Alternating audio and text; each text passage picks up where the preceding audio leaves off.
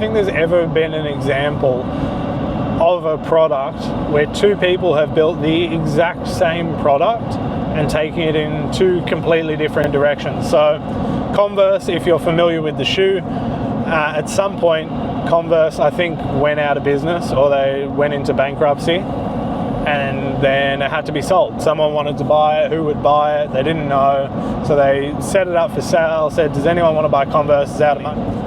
Nike in America decided that they wanted to buy the rights to Converse, to make them, to sell them. But in the interim time between that, a Japanese company had bought the rights to sell Converse in. Since that time, two completely different shoes, both called Converse Chuck Taylor or All Stars, two Converse Chuck Taylor. They look reasonably similar, but they took two completely different paths because they were two completely different businesses built a market. The one shoe is the entire market, and it has to be a well-built shoe that stands for itself, all the materials have to be perfect, has to be reliable, has to be high quality. And Nike took a completely different angle, which was to say, this shoe is a gateway shoe. It's going to be cheap market, and it's going to get people into the other shoes that we make in the Converse universe, and potentially push people into other shoes like Nike as well. But they decided to keep it as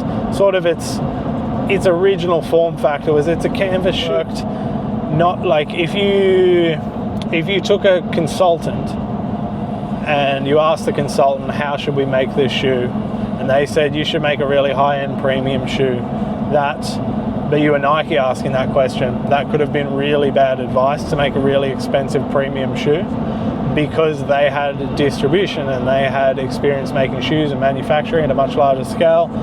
The decision for them to make it a budget shoe didn't affect its sales. It's a massive seller. Still, everyone wears Converse today.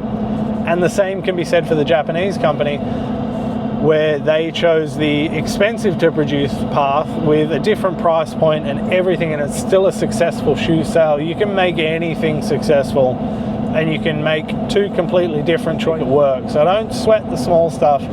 Don't deliberate so much over making a decision that you don't end up doing anything because you're paralyzed by the fear of, what if I choose the wrong direction? Choose the direction and then figure out how to make